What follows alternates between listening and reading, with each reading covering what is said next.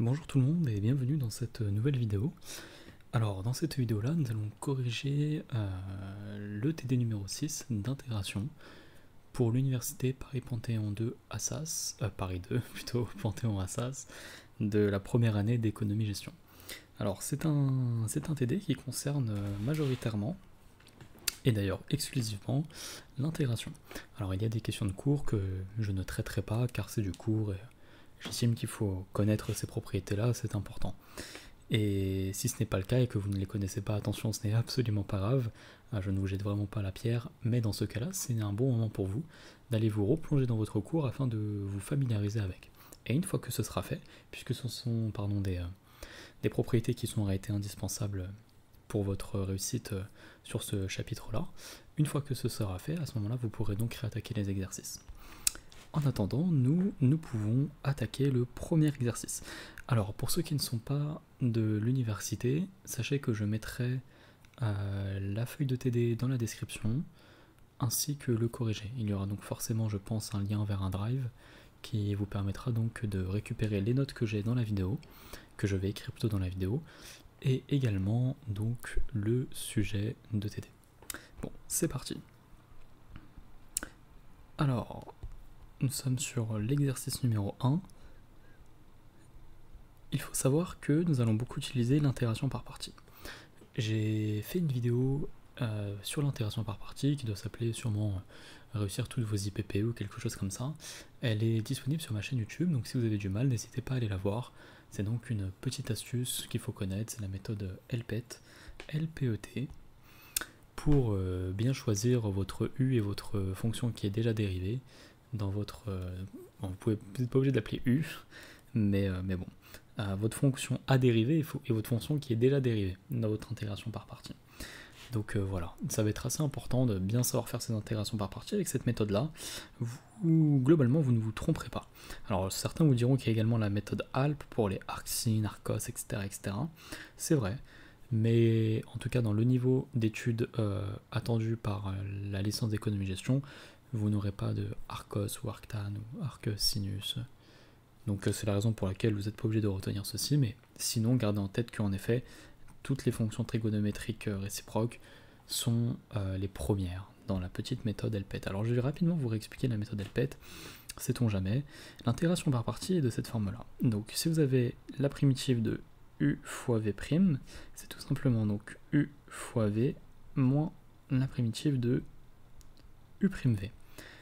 Tout l'enjeu de l'intégration par partie est de bien choisir la fonction U, donc qui n'est pas dérivée, et la fonction V' qui est déjà dérivée. Et en fait, la méthode LPET, qui est donc un merveilleux moyen mémotechnique pour se souvenir de comment choisir son U, elle vous dira qu'il faut choisir le U de cette façon. Tout d'abord, ce sera tout ce qui sera logarithme, donc le ln. Ensuite, ici, nous aurons toutes les puissances. Donc on va mettre x puissance alpha. Ici, vous avez les exponentielles, donc exponentielle x, et là, vous avez la trigonométrie. Donc la tangente, le cosinus, le sinus, etc. Enfin, et voilà. Donc quand je mets x puissance alpha, en gros, c'est-à-dire que x au carré, x, racine de x, 1 sur x, blablabla, bla bla bla, ça tombe dedans.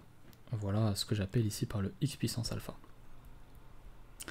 Très bien, et donc en réalité ici, il faudra donc choisir le u selon cet ordre. D'abord, on vérifie s'il y a du ln. S'il y a du ln, ce sera ça le u.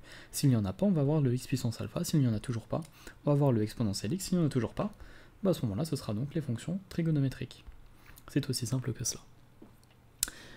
Alors maintenant, nous pouvons passer à notre première intégrale, qui est donc I1, qui est donc l'intégrale de 1 à e de x, ln de x, dx. Et bien là, en réalité, regardez, on connaît déjà quel va être le u. En effet, regardez, la méthode LPET nous dit qu'il faut choisir dans cet ordre-là. D'abord le logarithme, et là ça tombe bien, nous avons déjà en fait du logarithme.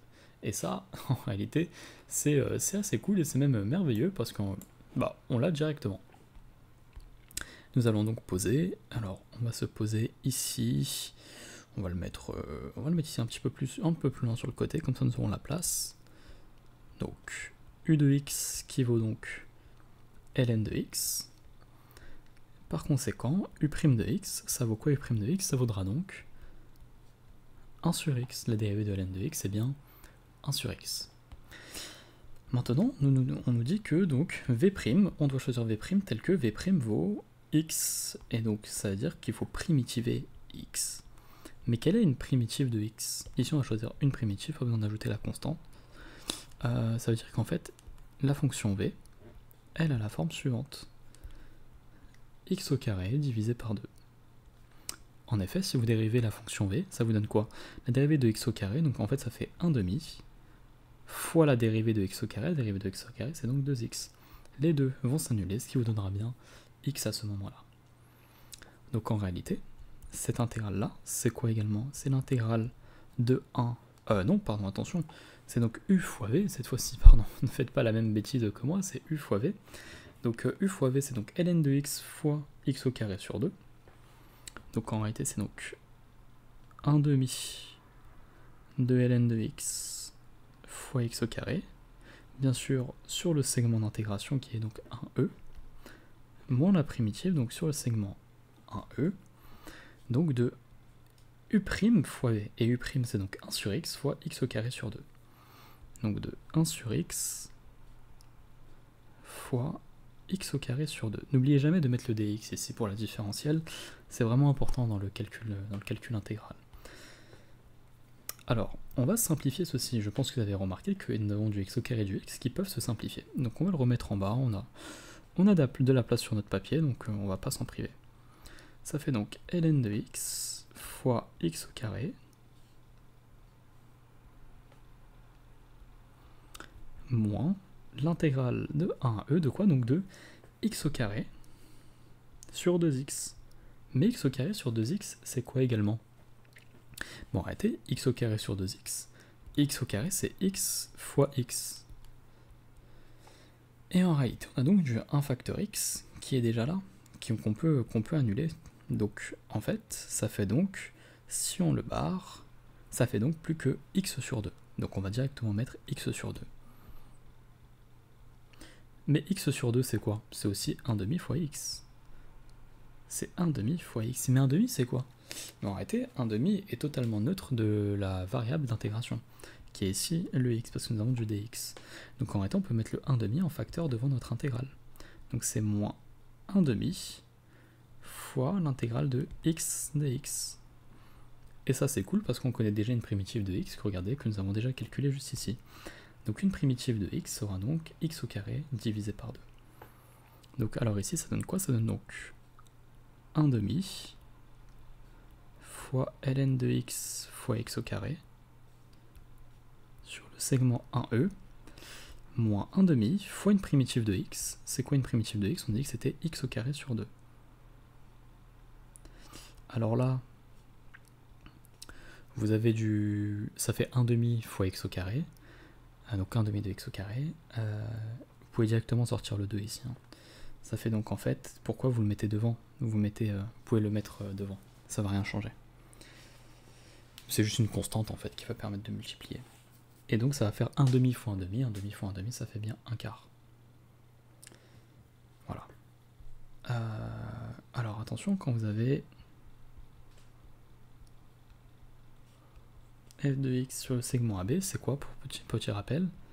C'est f de b moins f de a. Et je vais rajouter également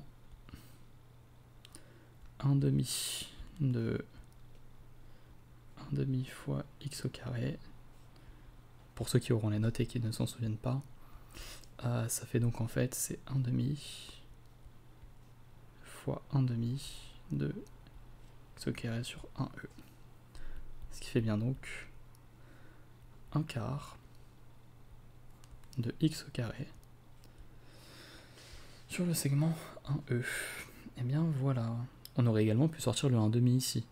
Ça peut faire 1/2 de ln de x fois x au carré. Ça ne change rien, bien sûr. Donc si vous voulez, on peut le mettre également. Non, on peut le laisser, ça va rien changer.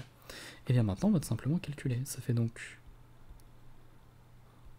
1/2 de ln de e fois e au carré moins 1/2 de ln de 1 fois 1 au carré. Moins quoi? Moins 1/4 facteur 2. E au carré moins 1. Et ceci donne quoi alors finalement? Alors ln2, ça vaut quoi ln2? ln2, ça vaut tout simplement 1. Donc ça fait 1 demi fois 1 fois e au carré, ce qui fait donc e au carré divisé par 2. Moins quoi? Moins 1 demi de ln de 1. Mais ln de 1, c'est quoi ln de 1? ln de 1, ça vaut tout simplement 0. Donc ça fait 0 fois quelque chose, donc le produit va donc être nul. Donc ici, si vous voulez, on peut le mettre moins 0. Et ensuite, on a donc moins e au carré sur 4, plus 1 sur 4. Parce que attention, c'est moins 1 quart fois moins 1. Donc c'est bien plus 1 quart. Et ceci, ça donne quoi sur le même dénominateur? Ça fait donc 2e au carré moins e au carré plus 1 divisé par 4. Et ça donne quoi encore une fois? Donc 2e au carré moins e au carré, ça fait donc seulement e au carré plus 1 divisé par 4. Voilà pour cette intégrale. Alors, normalement, ici, avec l'IPP, tout se passe normalement bien. Et j'espère que ça a donc été le cas pour chacun et chacune d'entre vous. Très bien. Maintenant, on va passer à la deuxième intégrale. Alors, nous avons quoi? Nous avons donc I2 qui vaut quoi? I2, c'est l'intégrale sur le segment 0,1 de x fois 2 puissance x dx. Alors, 2 puissance x, c'est quoi 2 puissance x? Alors ça, c'est vraiment important de le connaître. En fait, on va dire plutôt a puissance x, c'est tout simplement, en fait, c'est comme si on disait que c'était exponentielle de ln de a puissance x. Parce que l'exponentielle du logarithme de quelque chose, ça vaut ce quelque chose. Donc c'est la même chose. Mais n'oubliez pas que, alors, je vais le rajouter ici. Ça c'est égal à x. Et ln de a puissance b, c'est égal à b fois ln de a. Ça c'est une propriété importante. Ça, c'est ce qu'on appelle les propriétés morphiques du logarithme. Alors, ça donne quoi? Ça donne donc à la fin, si on revoit la formule, c'est donc ln de a puissance b, c'est donc b fois ln de a. Donc c'est exponentielle de x fois ln de a. Mais c'est quoi une primitive? Mais quelle est une primitive de exponentielle de a fois x dx? Une primitive, attention, je dis bien une comme ça je mets pas la constante, je me trimballe pas avec une constante. En fait, c'est 1 sur a fois exponentielle de a sur x. Donc en réalité, une primitive de a puissance x, c'est quoi? En fait, c'est une primitive de exponentielle de x fois ln de a. Ce qui fait quoi? Ce qui fait donc, en fait, ln de a divisé par exponentielle de x ln de a, et ça on a dit que ça vaut a puissance x. Donc voilà ce que ça donne. Très bien, très bien. Et bien du coup, en réalité, 2 puissance x, on peut le réécrire comme l'exponentielle. Donc en fait, c'est l'intégrale sur le segment 0,1 de x fois exponentielle de x ln de 2.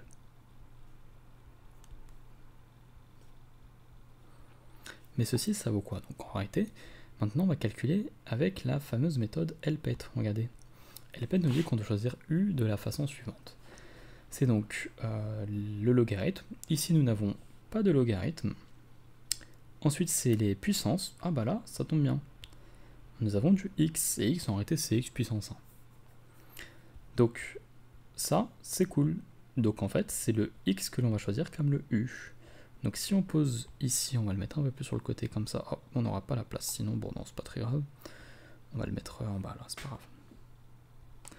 On va dire que u de x, c'est donc x. Et donc que u' de x, c'est quoi u' de x? U' de x, c'est tout simplement 1. La dérivée de x, c'est 1. Et donc la fonction à primitive, alors ici, on nous a dit que c'était 2 puissance x. qui est égal à exponentielle de x fois ln de 2. Et donc, v de x, c'est quoi? Alors, on dit que sa primitive s'écrivait sous la forme suivante. C'est a puissance x divisé par ln de 1. Ce qui fait donc, en fait, 2 puissance x divisé par ln de 2 ici. Bon, bah voilà. On a réussi normalement. Donc en réalité, c'est égal à quoi? Donc si on recommence, donc l'intégrale sur le segment 0,1 de x fois 2 puissance x dx. Est-ce que j'ai bien mis les dx à chaque fois? Oui. Ce n'est rien d'autre que donc u fois v, donc c'est x fois 2 puissance x divisé par ln de 2. Ce qui vaut donc x fois 2 puissance x divisé par ln de 2. Donc sur le segment 0,1, moins quoi? Moins donc, moins l'intégrale sur le segment 0,1 de u' fois x, u' fois v, pardon, donc une fois 2 puissance x sur ln de 2. Donc le 1 sur ln de 2, on va le sortir. Donc c'est moins donc 1 sur ln de 2, facteur 2. Facteur de quoi? Facteur de 2 puissance x dx. Et ça, encore une fois, c'est une chose que l'on connaît bien. Donc c'est juste la primitive de 2 puissance x et on la connaît. C'est donc 2 puissance x divisé par ln de 2. Alors ici, on recommence. Donc ça fait x fois 2 puissance x divisé par ln de 2. Moins, donc ça fait 1 sur ln de 2 facteur 2 puissance x sur ln de 2. Or ceci c'est quelque chose maintenant que l'on sait calculer, et donc ça fait quoi? Alors ça fait donc 1 fois 2 puissance 1 divisé par ln de 2, ce qui fait donc 2 sur ln de 2.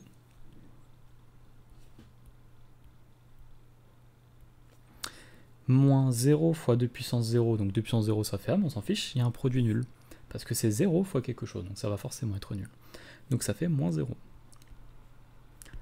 Et ensuite on a donc moins 1 demi, moins 1 sur ln de 2, pardon, fois 2 puissance 1 sur ln de 2. Donc ce qui fait donc 2 sur ln de 2 au carré, donc ça fait moins 2 ln de 2 au carré.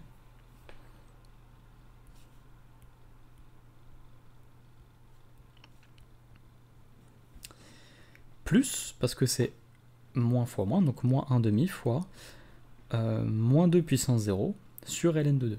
Et donc ça fait donc plus 1 sur ln de 2 carré.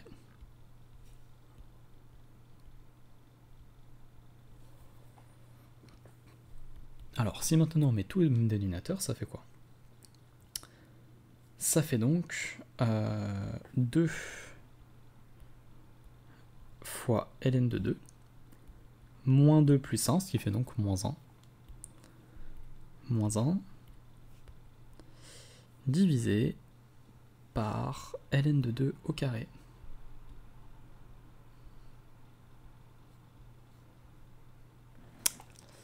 Très bien.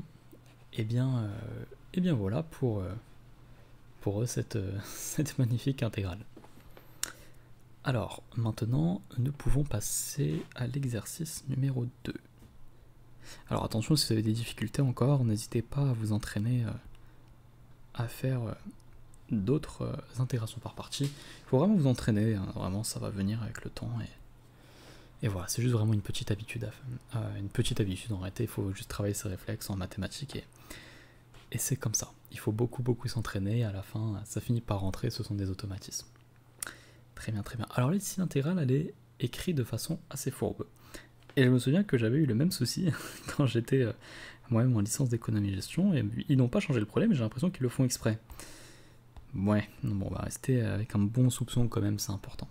On demande de calculer donc I1, alors c'est l'intégrale de quoi à quoi, donc c'est sur le segment 0,1 de racine de x au carré plus 3 fois x dx, mais le x en réalité on le voit pas bien. Et généralement on se dit juste c'est racine de x au carré plus 3. Et racine de x au carré plus 3, ça c'est pas cool, parce que c'est pas forcément facile à calculer, il faut connaître l'astuce, mais bon. Donc je vais mettre le x devant, comme ça on va pas se tromper.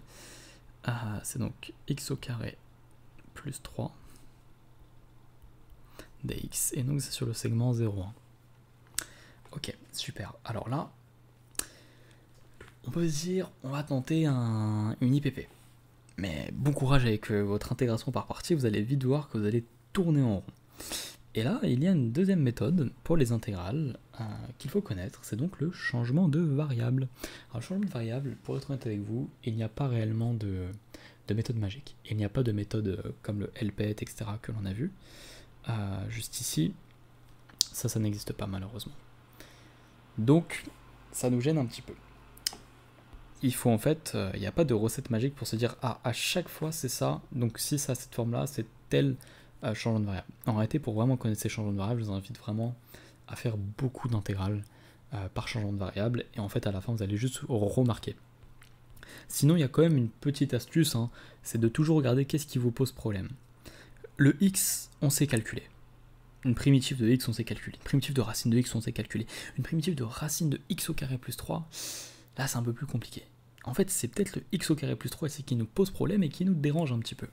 Donc, essayez, si vous ne reconnaissez pas et que vous n'avez vraiment aucune idée, posez-vous devant votre intégrale et demandez-vous, qu'est-ce qui me pose problème? Qu'est-ce qui fait que j'arrive pas à le calculer en fait? Parce que si nous avions juste x fois racine de x, bah, c'est fastoche.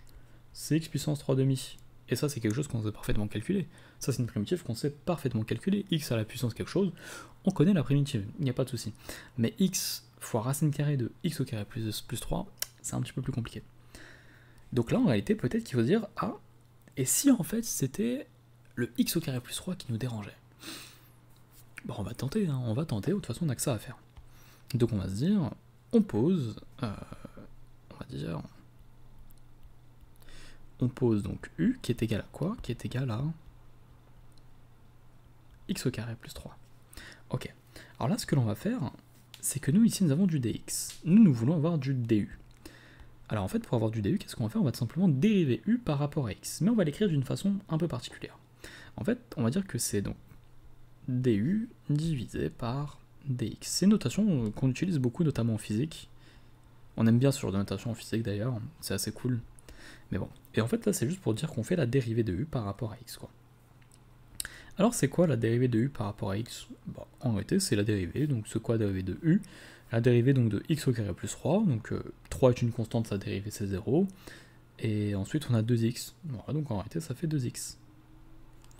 Et là, on va faire un truc un peu interdit. On va faire, bon c'est pas interdit, on va faire un truc plutôt un peu malin et un peu vicieux quand même.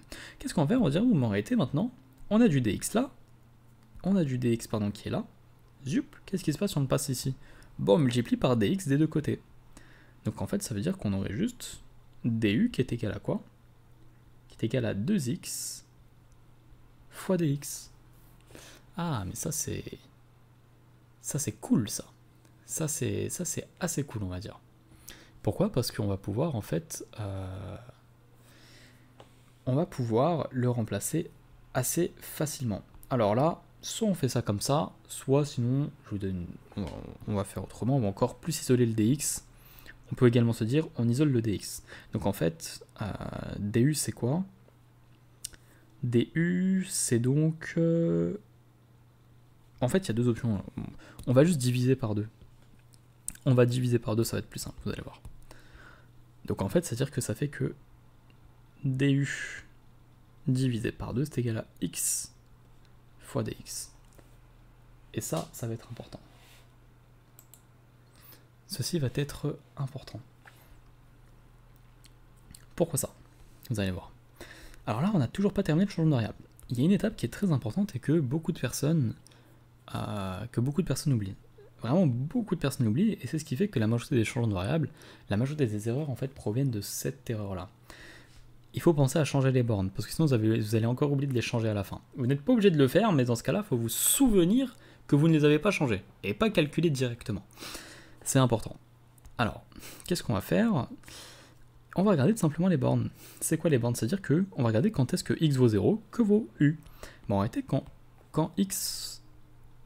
Alors, quand nous avons x qui est égal à 0. Et mais en réalité, u ça vaut quoi? Bah u, on a dit que c'était x au carré plus 3. Ce qui fait donc 0 au carré plus 3. Ce qui veut dire que donc ça fait 3. Et quand x vaut 1, bah u ça vaut quoi? U c'est donc x au carré, donc c'est 1 au carré plus 3, ce qui fait donc 1 plus 3 qui fait 4. Et bien voilà, maintenant on a les bonnes bornes. Et alors attendez, ici je vais juste vous mettre quelque chose. On va se le mettre en rouge. Voilà. Et en fait on va se remettre le x de l'autre côté. On va se remettre le x de l'autre côté, mais au moins vous avez vu que le x il était fourbe et qu'il y avait quand même un x. Donc on va mettre ici fois x dx.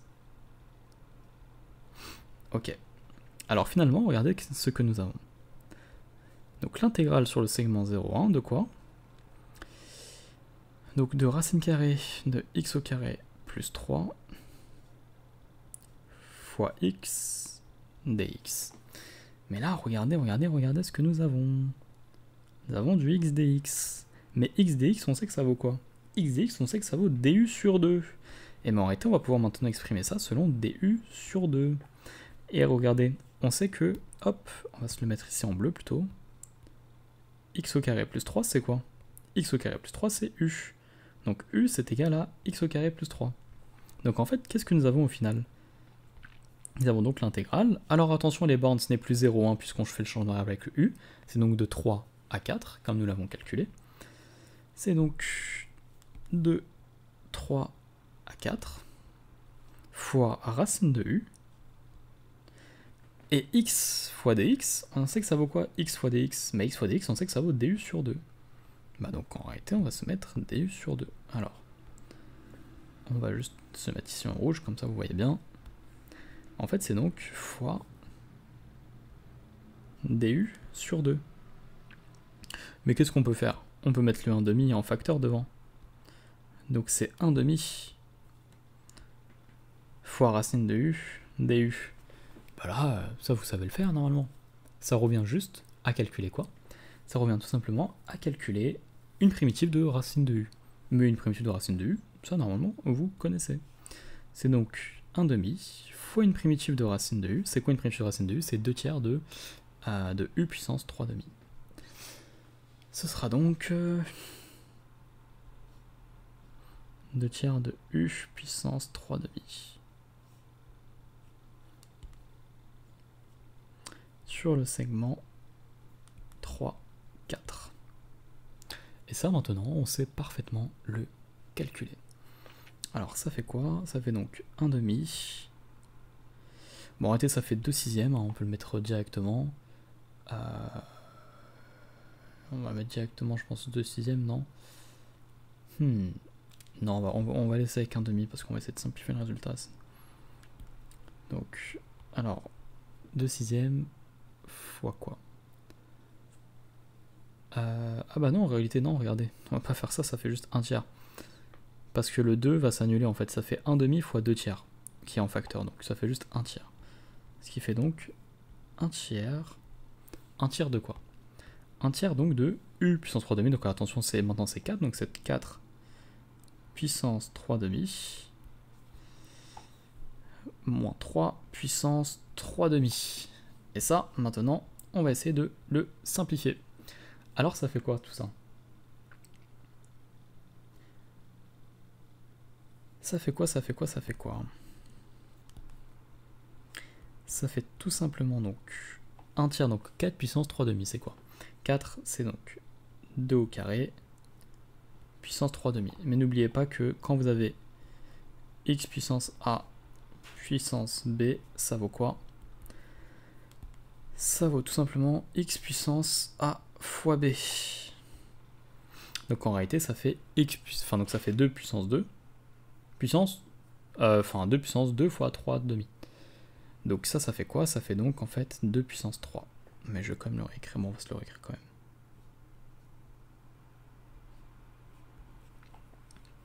Et on a donc moins 1/3 de 3 fois 3 puissance 3/2. On va mettre le 3 puissance 3/2 ici. Et n'oubliez pas également que quand vous avez x puissance a divisé par x puissance b, c'est x puissance a moins b. Mais ceci, ça vaut quoi donc? Alors en réalité, ceci, ça vaut donc 1 tiers fois quoi? 1 tiers fois 2 puissance 2 fois 3 demi, moins 3 puissance 3 demi moins 1. Ce qui fait donc, alors 1 tiers de 2 puissance 3, ce qui fait donc, alors 2 puissance 3 divisé par 3, moins 3 puissance 3 demi moins 1, ça fait 1 demi, donc ça fait moins 3 puissance 1 demi. Mais ça fait quoi 2 puissance 3? 2 puissance 3, ça fait 8. Ce qui fait donc 8 tiers moins 3 puissance 1 demi, c'est simplement racine de 3. Moins racine de 3. Donc voici un résultat un petit peu plus joli à obtenir. Maintenant, nous allons donc pouvoir calculer la deuxième intégrale. Alors la deuxième intégrale, c'est la suivante. C'est donc I2 qui est égal à quoi? Donc c'est l'intégrale sur le segment 0,1 de 2x plus 1 facteur 2 x au carré plus x plus 1 puissance n dx. Très bien. Alors ici en réalité il va falloir être assez astucieux. Et il ne faut surtout pas se précipiter. Il ne faut pas se dire alors oui, je vois du x au carré plus x plus 1 à la puissance n et du 2x plus 1, on essaie de développer. Alors déjà on va se dire on développe, bon, ça fait quoi? Ça fait 2x fois x au carré, mais oublie qu'il y a une puissance n, donc ça c'est quelque chose que j'ai déjà vu. Et attention, pas du tout. Il y en a qui vont se compliquer la vie, ils vont partir sur la formule du binôme de Newton, ils vont redévelopper, vous n'allez pas vous en sortir. Vraiment pas, vraiment pas. Vous savez, en mathématiques, généralement, on commence à devenir bon en mathématiques quand on commence à devenir un bon flemmard. Voilà. Il faut toujours aller vers la solution la plus rapide et la plus simple en réalité. Et pour ce faire, il faut être vraiment un bon flemmard. Avant de se précipiter, il faut se dire, bon, comment je peux gagner du temps? Là, je vois ça, il y a forcément quelque chose qui me fait gagner du temps. Et en réalité, il y en a une. Regardez, si je vous dis que nous avons...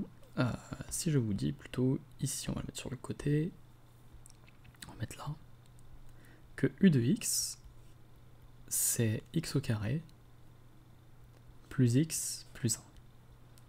Quelle est la dérivée de u de x? Et bien arrêtez. U' de x c'est quoi? U' de x c'est tout simplement 2x plus 1.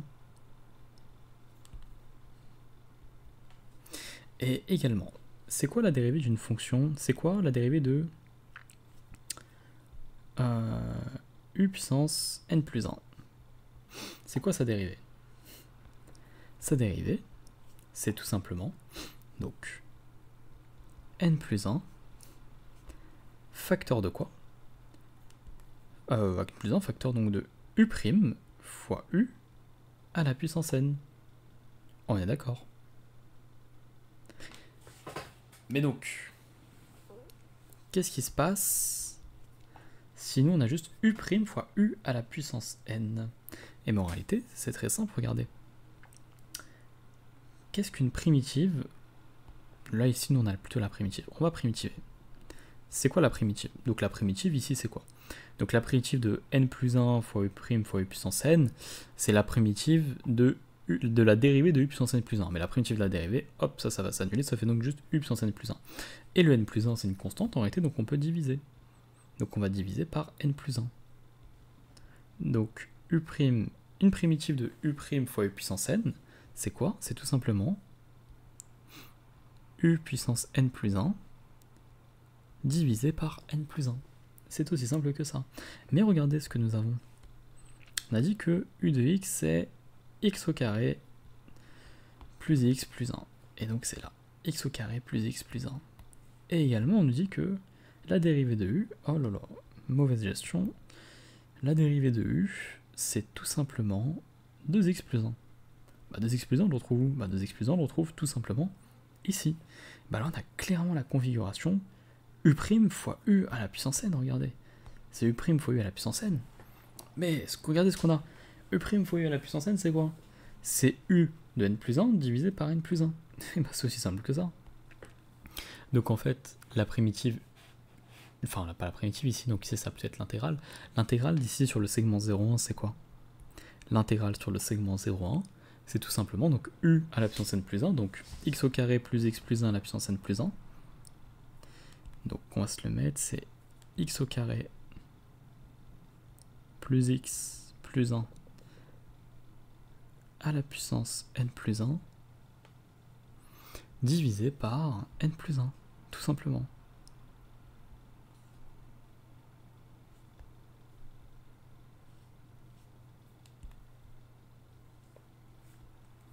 Et du coup, ça donne quoi? C'est tout simplement, donc ici sur le segment bien sûr 0,1, et bien maintenant on n'a plus qu'à calculer, ça fait donc 1 au carré plus 1 plus 1, donc ce qui fait donc 3 à la puissance... alors attendez, c'était x au carré plus 1 ou x au carré... Ouais non, x au carré plus 1. Ok, ce qui fait donc 1 au carré, donc plus 1 à la puissance n plus 1, ce qui fait donc 3 à la puissance n plus 1 divisé par n plus 1, ce qui fait donc 3 puissance n plus 1 divisé par n plus 1, moins quoi? Donc moins, alors 0 plus 1 à la puissance n plus 1. Donc ça fait 0 plus 0 plus 1, ça fait 1, donc 1 à la puissance n plus 1, ça fait 1, divisé par n plus 1, donc ça fait moins 1 sur n plus 1.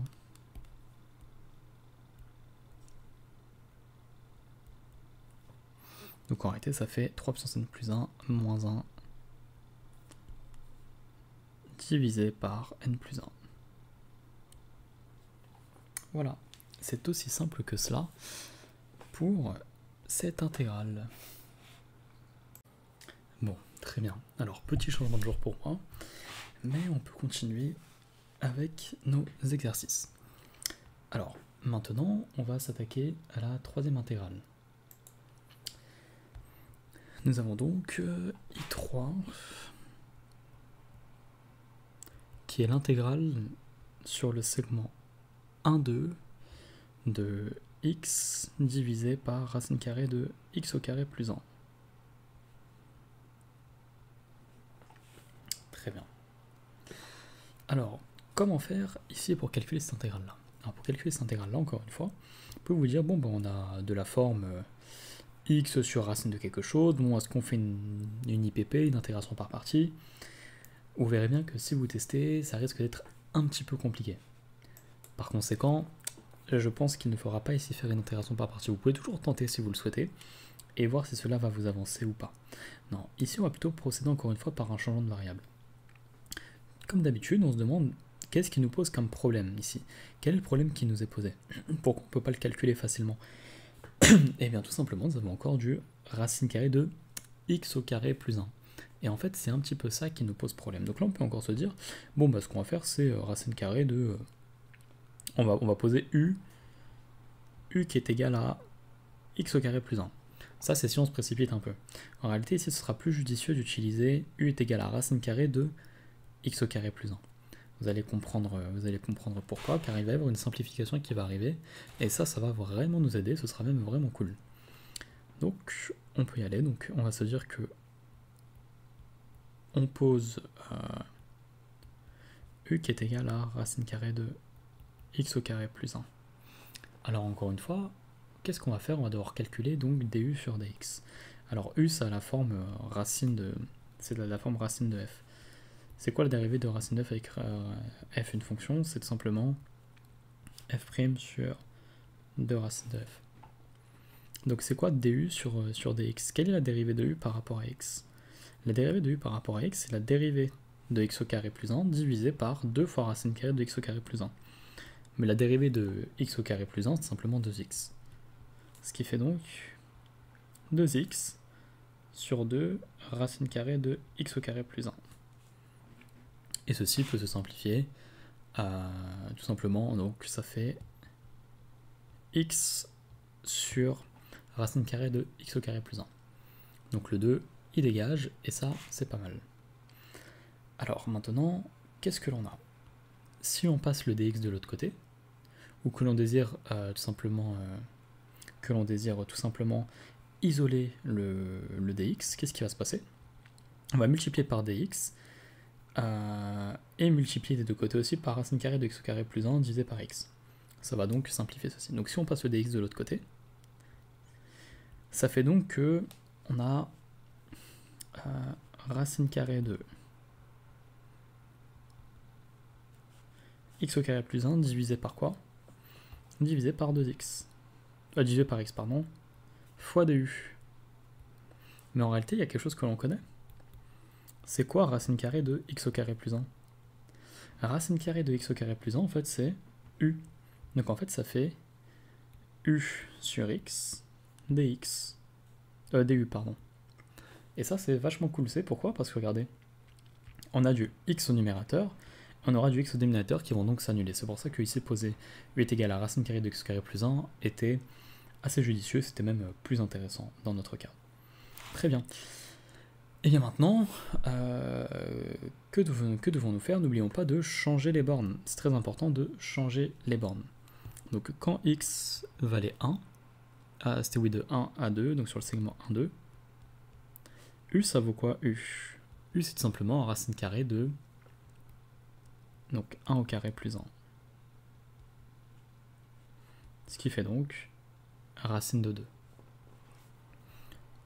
Et quand x valait 2, u c'est racine carrée de 2 au carré plus 1. Ce qui fait donc racine de 5. Très bien. Et bien maintenant, nous n'avons plus qu'à remplacer le tout. Nous avions donc finalement l'intégrale sur le segment 1, 2 de x sur x au carré, sur racine carrée de x au carré plus 1. Alors,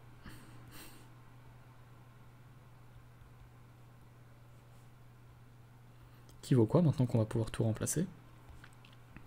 Ça fait donc l'intégrale de quoi? Sur le segment racine de 2, racine de 5, de x sur racine de u. Alors attendez. Donc non, de x sur u. Parce que u c'était racine carrée de x au carré plus 1. Fois dx, mais dx on avait dit que c'était quoi x? Dx c'était u sur x fois du. Fois u sur x fois du. Et ça se simplifie comment? Regardez. C'est tout simplement l'intégrale sur le segment racine de 2, racine de 5, bah de 1, parce que regardez, tout s'annule en fait. On multiplie par l'inverse, donc ça fait 1. Donc ça fait fois 1 du. Et ceci, c'est quelque chose que vous connaissez. Simplement, une primitive de 1, c'est x. Quand on dérive x, on retombe bien sur 1. Donc c'est... pas x, pardon, c'est un u, parce qu'on fait selon du. Si c'était selon dx, ça aurait été x. Donc de racine de 5 à racine de 2. Ce qui fait donc racine de 5 moins racine de 2. Bon bah voilà. Finalement, nous avons donc réussi à nous en sortir et c'est pas plus mal. Ok. Alors maintenant, on va pouvoir passer à la troisième intégrale. Non, pardon, à l'exercice numéro 3.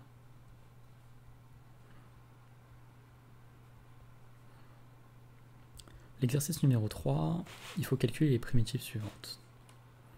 Une primitive de... Enfin, les primitives de 1 moins x puissance 5 plus x puissance 6 divisé par 1 moins x.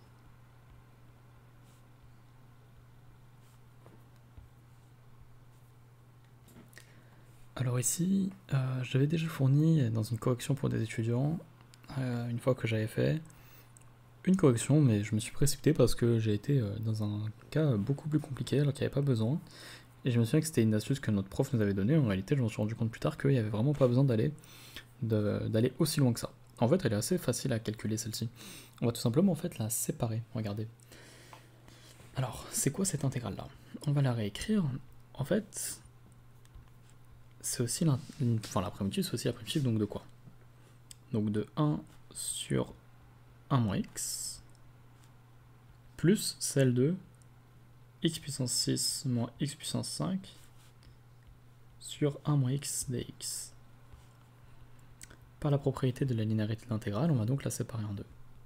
Ce qui fait donc la primitive de 1 sur 1 moins x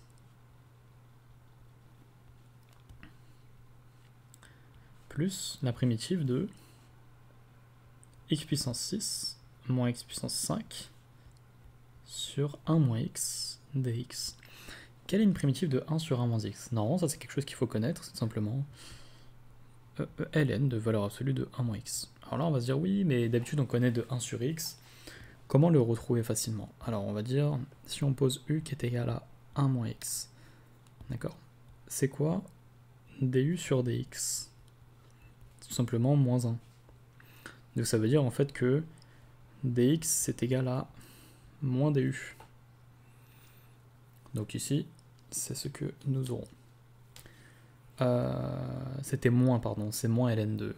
J'ai dit une bêtise, c'est moins ln de 1 moins x, de valeur absolue de 1 moins x. Ok, et donc en fait, finalement, la primitive de 1 sur 1 moins x dx, c'est tout simplement la primitive de 1 sur u facteur de moins du. Bon, le moins on va le sortir, le moins on peut le mettre devant l'intégrale, ça change rien. Et voilà. Et ça, c'est quelque chose que vous connaissez. C'est tout simplement moins ln de valeur absolue de u. Mais c'est quoi le u? On avait posé que c'était 1 moins x. Donc c'est moins ln de valeur absolue de 1 moins x. Donc voilà comment on retombe sur le résultat. Alors ça, je vais peut-être le mettre sur le côté, ce sera peut-être mieux.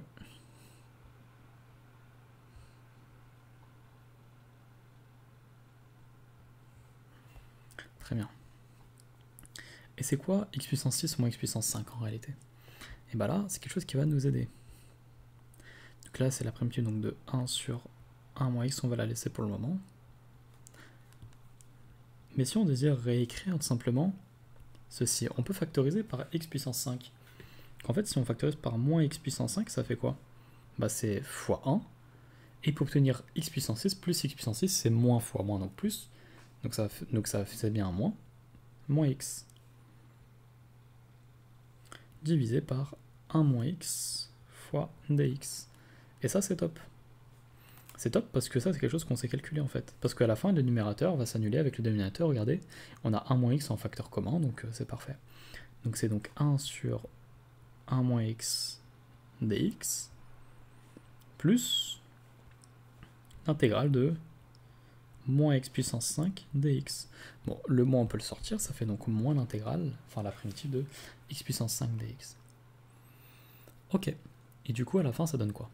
Et bah là on a calculé maintenant les primitives. Alors déjà celle de 1 sur 1 moins x, on sait c'est quoi? On avait vu que c'était moins ln de valeur absolue de 1 moins x. Et une primitive de x puissance 5 c'est quoi? Tout simplement x puissance 6 sur 6. Donc moins x puissance 6 sur 6. Et puisqu'on demande les primitives, il faut donc rajouter une constante, qu'on va noter c plus c, et vous précisez que c appartient à R. C'est important de le préciser. Si vous ne précisez pas c c'est quoi, bon, on ne comprend pas, en réalité. Très bien, très bien. Donc ça, c'est quelque chose que, maintenant, nous savons faire. On peut maintenant passer à l'autre primitive. Pardon. Alors la primitive, c'est...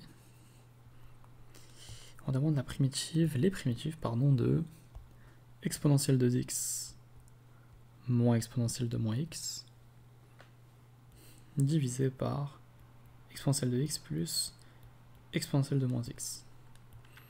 Alors là, il y a deux options. Soit vous connaissez et vous êtes bon en trigonométrie. Bon, là, c'est pas vraiment de la trigonométrie. En réalité, ça devient... c'est autre chose. Vous êtes très bon avec les hyperboles et vous avez remarqué c'est quoi comme fonction. Soit vous n'avez pas remarqué et donc c'est pas très grave. Alors, en fait, ça c'est la fonction tangente hyperbolique. C'est la tangente hyperbolique parce que on a le sinus hyperbolique qu'on reconnaît, et le cosinus hyperbolique également qu'on reconnaît. Bon, après, quand on divise les deux, voici ce que l'on obtient, donc c'est bien la formule de la tangente hyperbolique. La formule de la tangente, enfin, une primitive de la tangente hyperbolique, c'est le logarithme du cosinus hyperbolique, et voilà.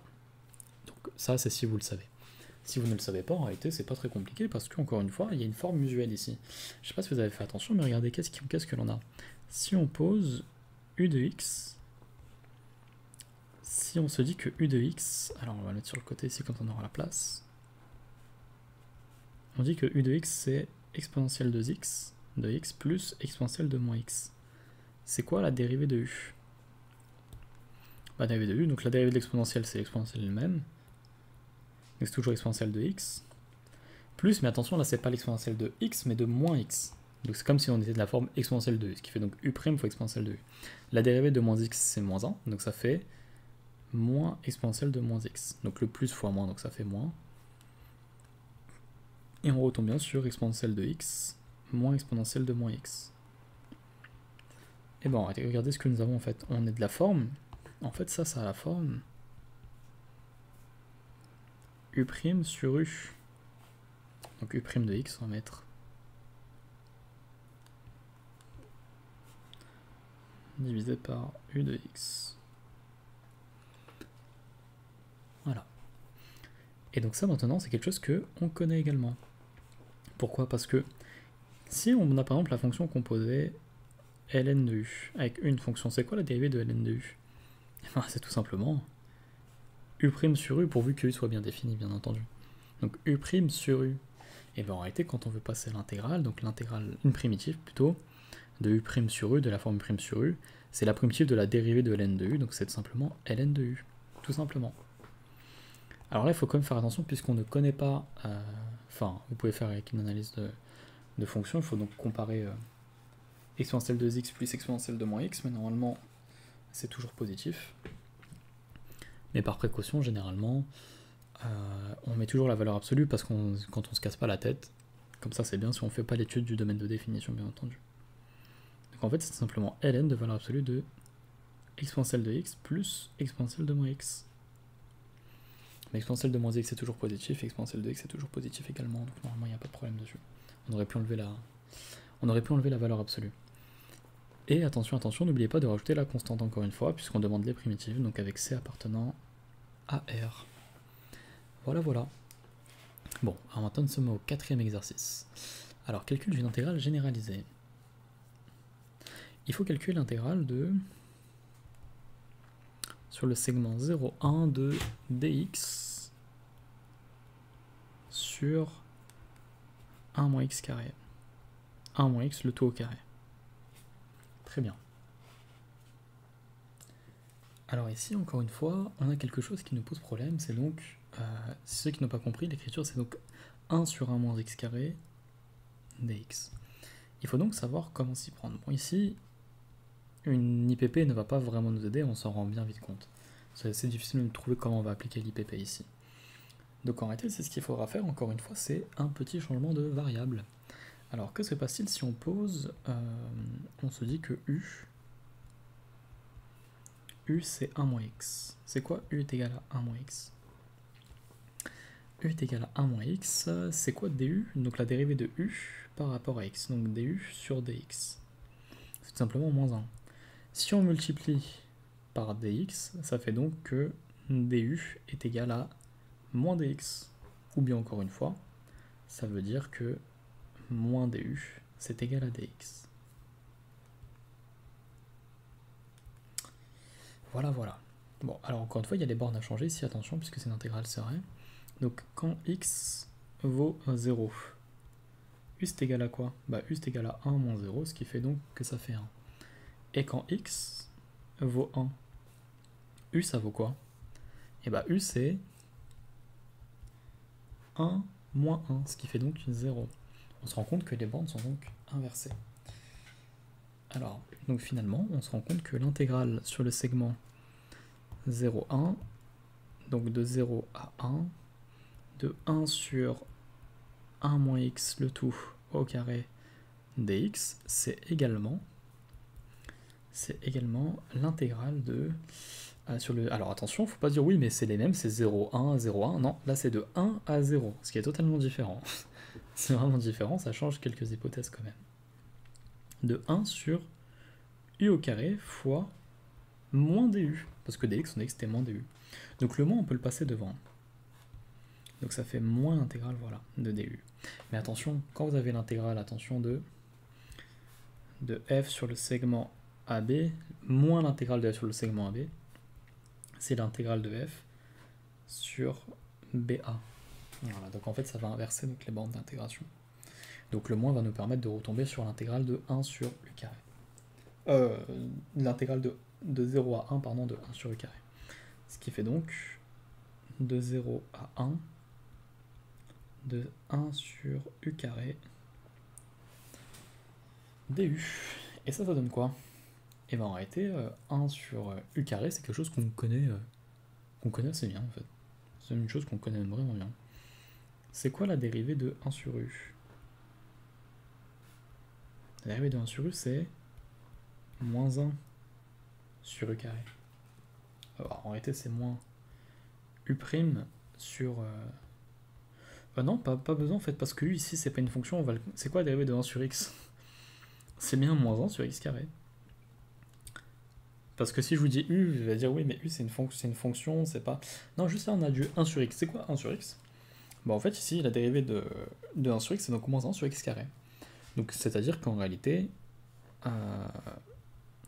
la primitive de 1 sur x carré, c'est donc 1 sur x. De moins 1 sur x carré, c'est donc 1 sur x. Donc, si on passe le moins de l'autre côté, donc la dérivée de la primitive de 1 sur x carré, c'est moins 1 sur x. Ce qui fait donc que la primitive, ici, c'est quoi? C'est donc moins 1 sur u sur le segment, donc sur 0, 1, ce qui fait donc moins 1 sur 1, moins, attention, ici ça va être 1 sur 0. Donc on va faire ici moins, moins la limite quand u tend vers 0, parce qu'on ne peut pas diviser par 0, de moins 1 sur u. Et ça donne quoi? Donc en fait ça fait moins 1 sur 1, donc ça fait moins 1. Moins la limite de moins 1 sur u. Mais la limite de 1 sur u, quand u tend vers 0, c'est quoi? Ça fait tout simplement plus l'infini. Et là c'est moins 1, donc ça fait moins l'infini, mais ça fait moins l'infini, ce qui fait plus l'infini techniquement. Donc là si on va le marquer comme ça, mais c'est attention, c'est pas vraiment correct mathématiquement parlant de mettre ça comme ça. Ce qui fait donc en fait plus l'infini. L'intégrale est donc divergente. Alors,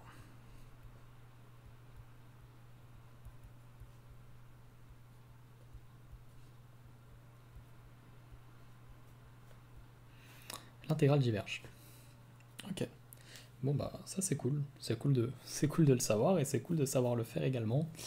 Donc voilà, il fallait y penser. Attention à penser au passage à la limite, hein. C'est important parce que vous pouvez pas diviser par 0. Mais voilà, c'est le seul petit piège, on va dire. Très bien. Alors maintenant, on peut s'attaquer au dernier exercice que nous avons. Et donc le dernier exercice, c'est un exercice qui n'est pas très simple. Alors attention, oui. Bon, je reviendrai dessus à la fin de cet exercice-là, mais concernant les exercices supplémentaires. Alors attention, volontairement, je ne les traiterai pas et je vous expliquerai pourquoi par la suite. Alors, exercice numéro 5.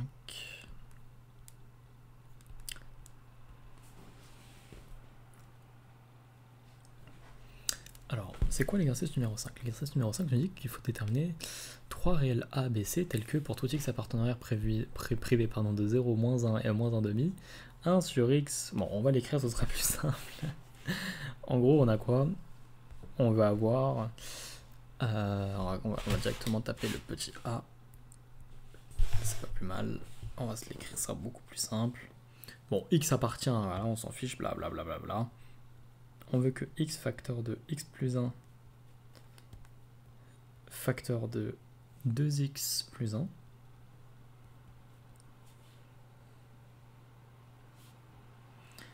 voilà, en fait ça se soit égal à quoi? À a sur x plus b sur x plus 1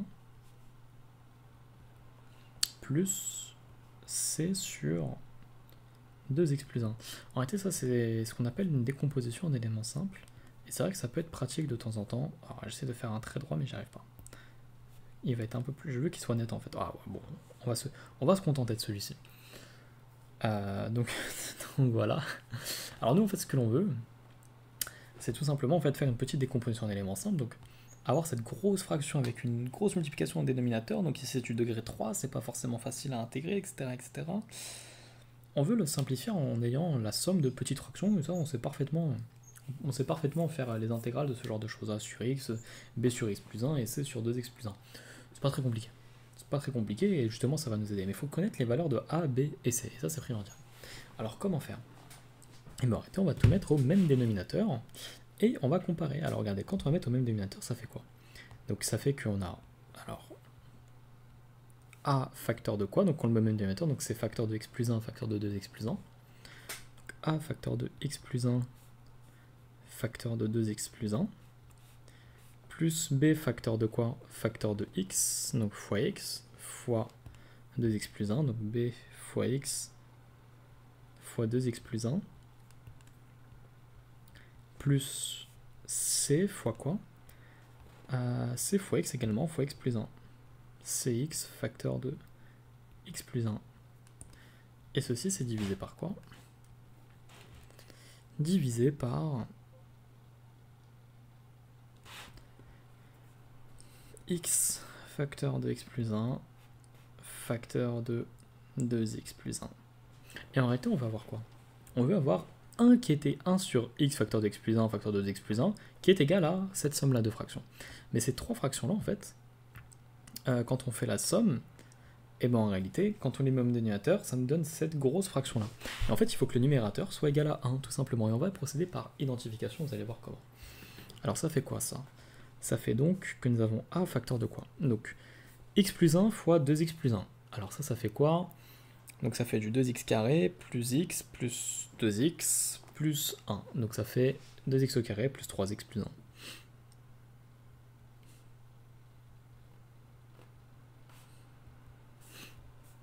Ok.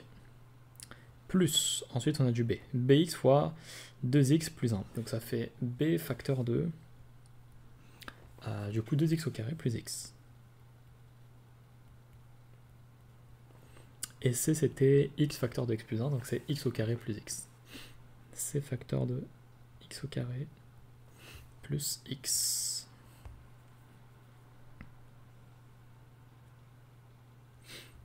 Et du coup, facteur de x plus 1, facteur de 2x plus 1. Regardez ce que l'on va faire, en fait on va regrouper les termes par degré en fait. On va regrouper tous les x carrés en fait. Alors ça fait quoi? Ça fait x au carré facteur de quoi? Alors on va se les mettre en rouge. Alors non, il faut prendre ceci plutôt. Donc on a ça et on a ça. N'oubliez pas que ça multiplie par a, b et c à chaque fois. Donc ça fait donc par 2a plus 2b. Donc 2a plus 2b plus quoi? Plus c. Plus x facteur de quoi? Plus x facteur de... Alors, ici on va se le mettre en bleu. Alors oui, attendez, on va se le mettre là. Plus, alors, le x, il est là, il est là, et il est là. Donc, plus x, facteur de quoi? Facteur de 3x, non, 3a, plus b, plus c. Facteur de 3a, 3 fois a, plus b, plus c. Plus, et à la fin, donc on a du degré 0. C'est quoi les termes de degré 0? Bon, en réalité, il n'y en a que 1. On va le mettre en rose. Bah, il est juste là, regardez, c'est le 1, ici. Il est tout gentil. Ah mince, il est tellement gentil qu'on l'a supprimé. Voilà, il est tout gentil, c'est le dernier terme qui nous manquait. Donc plus 1. Donc c'est plus A. Ok. Et il faut tout simplement que ceci, ce soit égal à quoi? On va peut-être pas mettre ça. Voilà. Ceci, en fait, il faut que le numérateur soit égal à 1. Mais regardez, pour que le numérateur soit égal à 1, il faut qu'il n'y ait pas de x, il faut qu'il n'y ait pas de x au carré. Par conséquent, il faut que 2a plus 2b plus c, ça vale 0, 3a plus b plus c, ça vale 0, et que le a, ça vale, tout simplement, ça ait la valeur de 1, parce que c'est 1 qu'on cherche. Très bien. Et donc là, quand on va diviser tout ça, nous avons donc x facteur de x plus 1 facteur de 2x plus 1. Alors maintenant, il faut simplement résoudre un petit système. En fait, on a simplement... il faut tout simplement avoir... Donc, 2a, on avait dit 2a plus 2b plus c qui vaut 0. Il faut également avoir donc 3a plus b plus c qui vaut 0 et a qui vaut 1.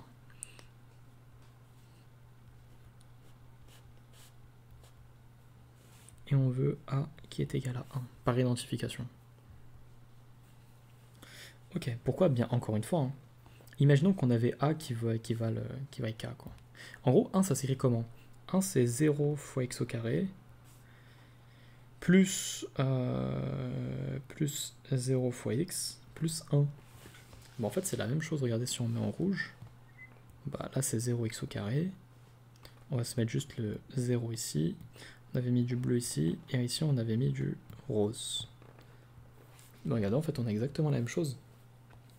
C'est donc 2a plus 2b plus c qui doit être égal à 0. 3a plus b plus c qui doit être égal à 0. Et la partie en rose, bah voilà, c'est a qui vaut 1. Donc c'est vraiment par identification. Ok, et ben en réalité ça, c'est assez cool. Pourquoi? Parce que donc a, on sait que ça vaut 1. Donc à la fin, il n'y a plus qu'à résoudre. Donc 3a plus b plus c qui vaut 0 et 2a plus 2b plus c qui vaut 0. Et ça fait quoi? Nous avons donc, ça fait donc 3 plus b plus c qui vaut 0. Donc b plus c qui vaut moins 3.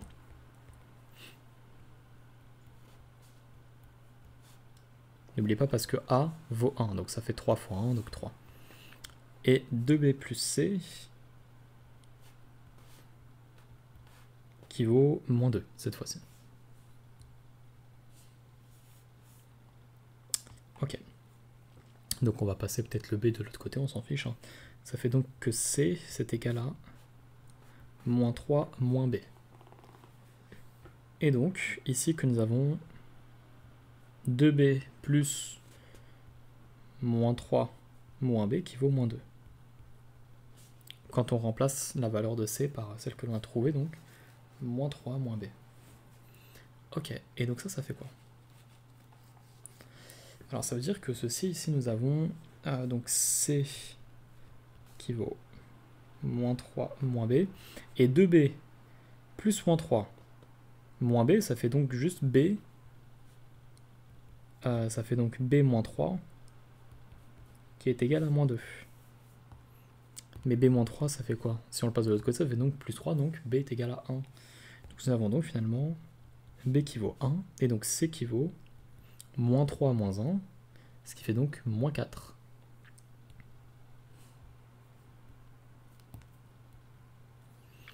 Et au final, qu'avons-nous comme valeur?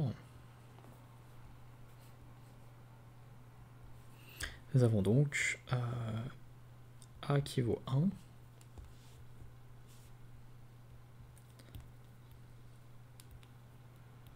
b qui vaut 1, et c qui vaut moins 4. J'ai bien mis le moins 4 tout à l'heure? Ouais, bien moins 4. Donc en réalité, si on reprend tout ceci, hop, ça s'écrit comment? Bon, arrêtez, bon, on va se le reprendre le tout ici, copier, hop. Bon, je triche un petit peu, vous pouvez pas faire ça directement sur vos feuilles, c'est pour ça que c'est bien de ne pas avoir de feuilles.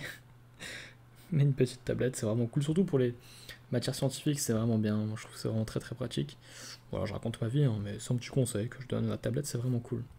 Donc on remplace, ça fait donc A qui valait 1, B qui valait 1, et C c'était moins 4, donc ça fait moins 4 sur 10 plus 1. Voici ce que ça donne. Donc, maintenant, ça j'espère que ce sont des choses qu'on saura calculer plus ou moins facilement. Parce que bien sûr, ça va être la b en déduire, donc l'intégrale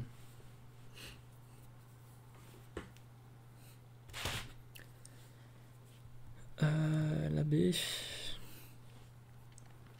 Alors il faut calculer l'intégrale donc du segment, donc sur le segment 1e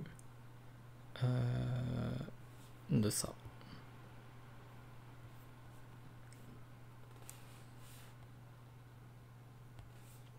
Bon, bien entendu, il faut bien s'imaginer qu'ils ne la demandent pas pour rien. Ils n'ont pas demandé la question précédente pour rien.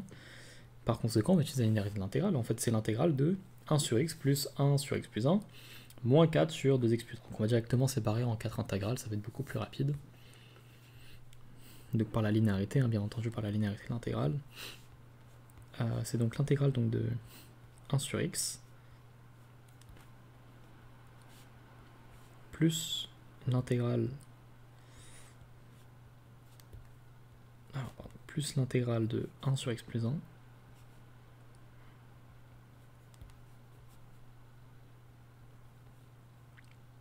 moins 4 fois l'intégrale de quoi? Donc oh bon, en réalité non, on peut être malin. Donc c'est moins 2 fois sur le segment donc 1e l'intégrale de 2 sur 2x plus 1. Je viens juste de le remarquer, moi je l'avais pas fait comme ça, j'avais fait un changement de variable. Mais en réalité, il n'y a pas besoin de faire un petit changement de variable, hein, c'est assez facile. Pourquoi là je l'ai séparé? Alors attention, alors l'intégrale de 1 sur x et celle de 1 sur x plus 1, on la connaît. C'est ln de x, et donc ln de valeur absolue de x, parce qu'on ne connaît pas forcément les valeurs de x. Vu que x il appartient à R, ici on nous dit que voilà, donc il faut penser à bien mettre la valeur absolue. R privé de 0, moins 1 et moins 1 demi, donc ça peut très bien être moins 3. Donc ln de moins 3 n'existe pas, donc n'oubliez pas de mettre la valeur absolue dans votre logarithme. Pour x plus 1 c'est pareil, c'est logarithme de valeur absolue de x plus 1, c'est la même chose que quand on a fait pour 1 moins x, hein, c'est exactement pareil. Et en fait, 2 sur 2x plus 1 c'est quoi? Ça a quelle forme 2 sur 2x plus 1? Si on se pose u de x est égal à quoi? U de x c'est 2x plus 1. Alors u' de x, c'est tout simplement la dérivée de 2x plus 1, c'est simplement 2. Donc on a encore la forme u' sur u. Donc la primitive, on avait dit de u' sur u, c'est ln de valeur absolue de u. Tout simplement. Et bien ça, c'est quelque chose que on sait bien faire. Donc bon, alors, finalement ça nous fait donc le logarithme. Ah ben non, en fait, il n'y a pas besoin de mettre la valeur absolue parce que c'est entre 1 et e. Donc il n'y a pas de problème entre 1 et e, c'est bien défini. Donc en fait, c'est donc de x, donc ln de x sur le segment 1e, plus, parce que c'est vrai que quand on met pas en fait les valeurs, quand on met pas les bornes d'intégration, il aurait fallu mettre la valeur absolue car on n'aurait pas su c'était sur quoi. Mais là, il n'y a pas de souci parce que c'est vrai que c'est sur le segment 1e, c'est bien défini, il n'y a pas de problème. Donc là, c'est ln de x plus 1, pareil, sur 1e, moins 2 fois, alors là, c'est ln de 2x plus 1.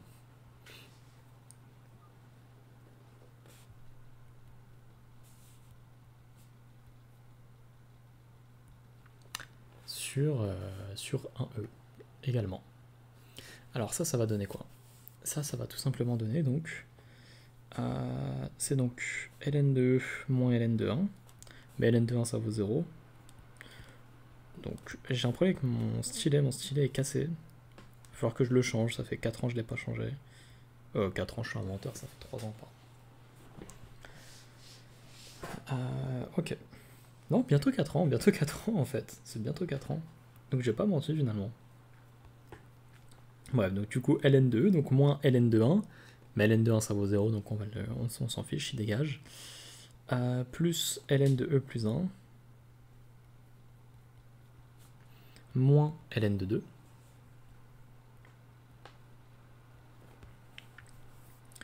Moins 2 fois ln donc de 2e plus 1. Moins ln de 3.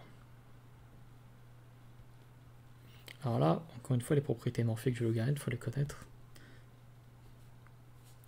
ln de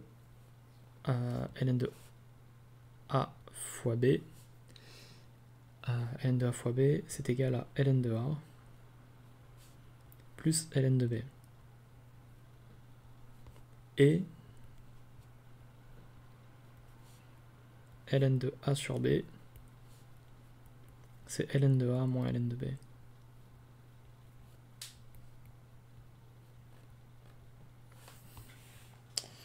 Voilà.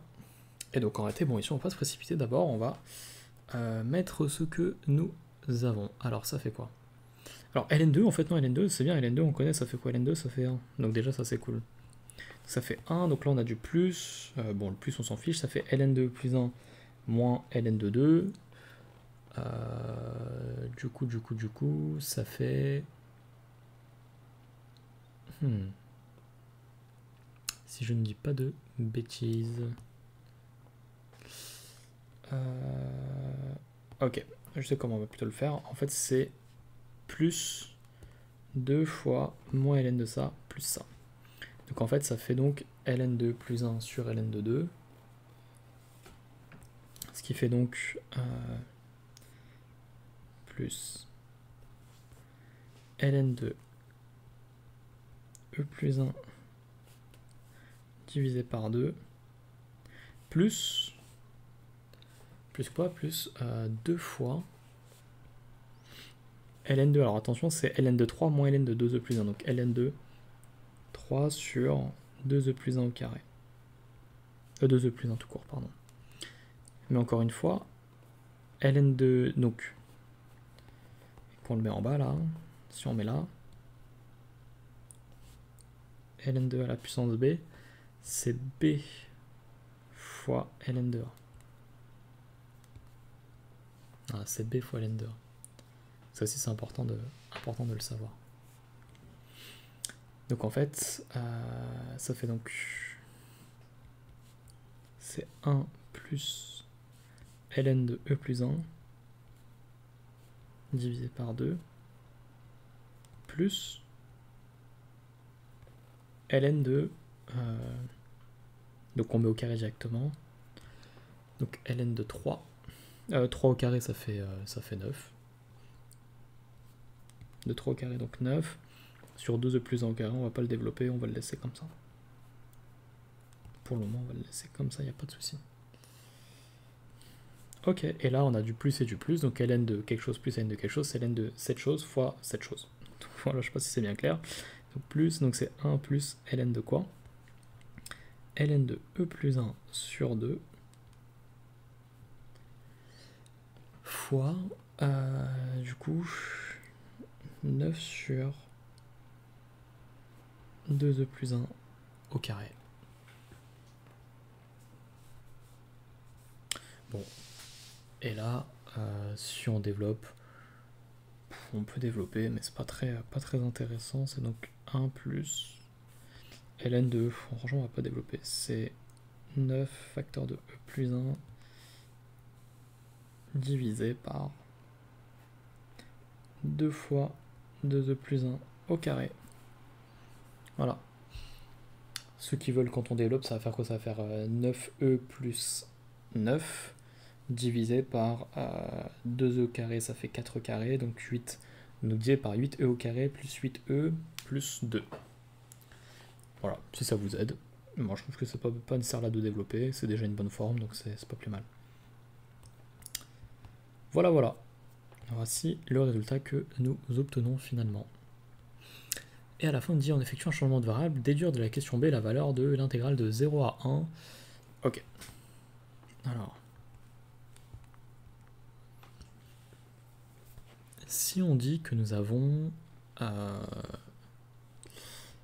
intégrale sur 0, 1, 2, 1 sur 3 plus 1 plus 3 exponentielle de y plus 2 exponentielle de 2y.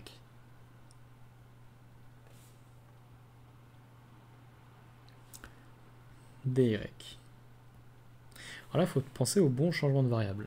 Et là, ça va être important de penser au bon changement de variable. Mon champ de variable ici, ça va être important, ça va être de se dire, mince, qu'est-ce qu'on pourrait faire? Regardons en fait les bornes. Les bornes de l'intégrale ici. C'est quoi les bornes de l'intégrale? C'est de 0 à 1. Et tout à l'heure, c'était quoi? C'était donc de 1 à e. Et en fait, qu'est-ce qui se passe si on se dit que...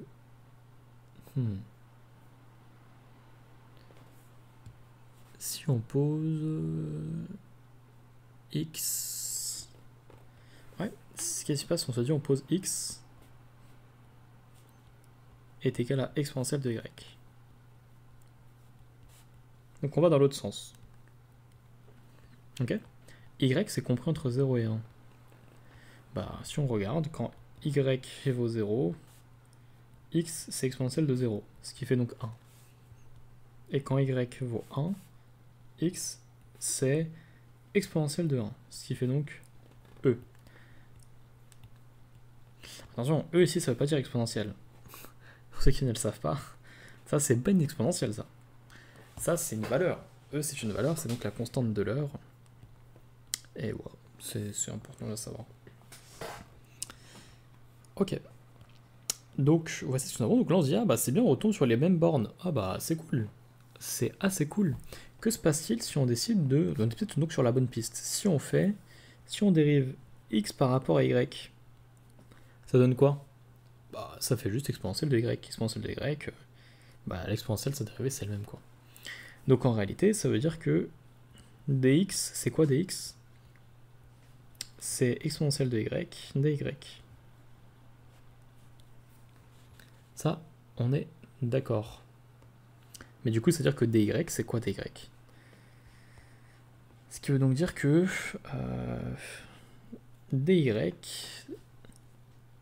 on va le mettre là, dy, c'est tout simplement dx divisé par exponentielle de y. Mais exponentielle de y, on a dit que c'était quoi? On a dit que c'était x, on a posé x égale exponentielle de y. Donc ça fait donc dx divisé par x. Ok. Et ça, c'est vachement cool. Vous savez pourquoi ça, c'est vachement cool? Bah, vous allez vous en rendre compte. On va s'en rendre compte assez facilement. Donc en réalité, regardez ce qui se passe si on fait le changement de variable. Alors, si on dit que l'intégrale sur le segment 0, 1 de 1 sur 1 plus 3 exponentielle de y plus 2 exponentielle de 2y, alors attention, exponentielle de 2y, en fait c'est exponentielle de y au carré.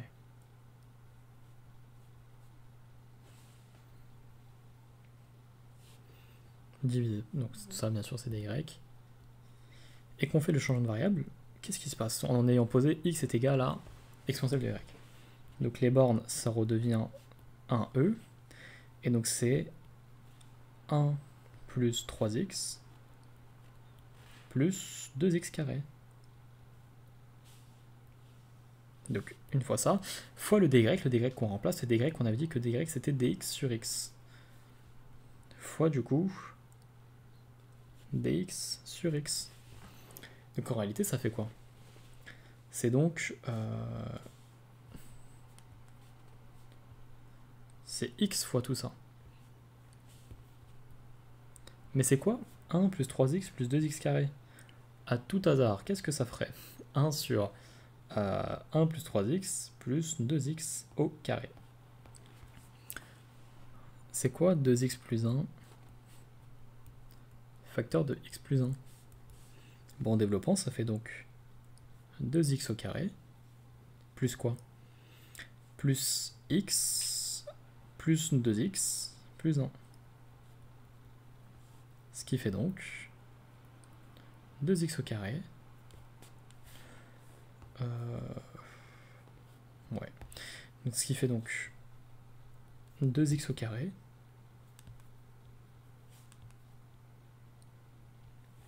plus 3x plus 1.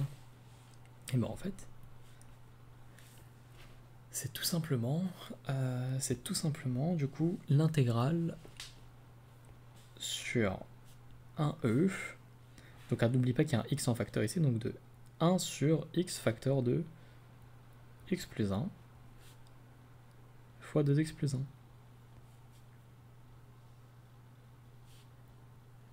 Mais ça, on l'a déjà calculé. On l'a calculé, c'était la question 2. Bah du coup, en fait, c'est tout simplement 1 plus ln de tout ça, quoi. En fait, c'est le même résultat. C'est exactement la même chose. Fallait donc penser à ce petit changement de variable là. Ok, bah du coup, ça c'est cool parce que on le connaît. Ce qui fait donc... ceci. Bon, et bien voilà, on a fait le tour. On a fait le tour de ce TD là. Alors, comme je l'ai dit, je n'ai pas fait les exercices d'entraînement supplémentaires. Pourquoi est-ce que je n'ai pas fait les exercices d'entraînement supplémentaires? Car en fait, en mathématiques, c'est important également de se casser la tête. Enfin, c'est vraiment important à mes yeux de se casser la tête, et c'est pas que à mes yeux, hein, je pense que beaucoup de mathématiciens vont dire, moi je suis pas du tout mathématicien, attention, mais bon, c'est important de savoir vraiment chercher par soi-même, et de pas toujours attendre que les solutions nous soient données. Voilà, il faut pas toujours se reposer sur ses acquis, se dire bon bah dans tous les cas c'est pas grave, je le fais pas, il va m'envoyer une correction et je vais lire. Vous n'apprendrez pas comme ça et vous ne comprendrez pas comme ça, malheureusement. C'est la raison pour laquelle je ne vais pas tout corriger, exprès pour pas que vous puissiez vous dire bon bah ça va, de toute façon quelqu'un va nous le corriger pour nous et j'aurai juste à le faire et puis voilà. En revanche, pour les étudiants qui sont concernés actuellement cette année en économie-gestion, je suis dans votre groupe WhatsApp et donc vous savez très bien que je vous propose à chaque fois les corrections et que je vous les envoie. Vous pouvez me contacter en message privé pour que je puisse, tout simplement pour que je puisse vous répondre si vous avez besoin d'aide, si vous avez une question particulière. Sinon, n'hésitez pas, la section commentaires, elle est faite pour ça. Pour les gens qui n'ont pas mon numéro, donc qui ne sont pas dans le groupe WhatsApp de la licence économie-gestion concernée, n'hésitez pas à mettre vos questions en commentaire et je vous donnerai les réponses. Voilà, bien entendu, je vous les donnerai. Si vous avez du mal, j'essaierai vraiment de répondre au mieux, de vous donner les pistes de résolution et tout ce qui vous permettra donc de bien comprendre en fait ces exercices-là, quoi. Donc il n'y a pas de souci, n'hésitez vraiment pas d'ailleurs, c'est vraiment important. Mais dans cette vidéo-là, je ne les corrigerai pas plus parce que c'est également important que vous alliez chercher par vous-même. À mes yeux en tout cas. Bref. Bon, et bien voilà, c'était tout pour cette correction. Je vous mettrai ce PDF-là dans la description, ainsi que le sujet dans la description. Si vous avez des questions, n'hésitez pas, les commentaires sont faits pour ça, je vous répondrai à toutes et tous avec grand plaisir. Et voilà, j'essaierai de pas mettre trop de temps entre les réponses pour vous donner une réponse, voilà, histoire que vraiment vous ne soyez pas dans une attente trop longue dans votre petit cheminement mathématique, dans votre raisonnement, quoi. Bref. Bon, prenez soin de vous. Et d'ailleurs, attention, oui, il y en a qui vont passer les partiels. Les partiels, ça peut être stressant, mais ne vous en faites pas, ça va bien se passer. C'est toujours comme ça au départ, on est un petit peu stressé, oh là là, comment c'est les premiers, etc., etc. Faites-vous confiance. Vous avez travaillé pour ça. Si vous avez travaillé sérieusement tout le semestre, il n'y a vraiment aucune inquiétude à avoir. Ça va aller vraiment les doigts dans le nez, si je peux me le permettre. Et voilà, vraiment arrêtez de stresser dessus. Vous êtes prêts, vous êtes toutes prêtes et tous prêts. Vous avez travaillé pour ça, vous avez travaillé en amont. Il n'y a pas besoin de stresser. Il faut savoir avoir confiance en soi. Également savoir reconnaître les capacités que l'on a. Voilà. Et toutes et tous, vous avez toutes de grandes capacités. Ne doutez pas autant de vous. Et vraiment, le plus important, c'est d'y aller avec une grande confiance. Vous allez toutes et tous réussir, ça j'en suis fortement convaincu. Si déjà vous êtes sur une vidéo pour essayer de comprendre, si vous avez fait c'est que vous faites tout simplement le bon cheminement et donc vous êtes sur la bonne voie. Voilà, bon, je m'arrête là. Merci à toutes et à tous d'avoir suivi la vidéo jusque ici. Et puis, prenez soin de vous et surtout, que la paix soit sur vous.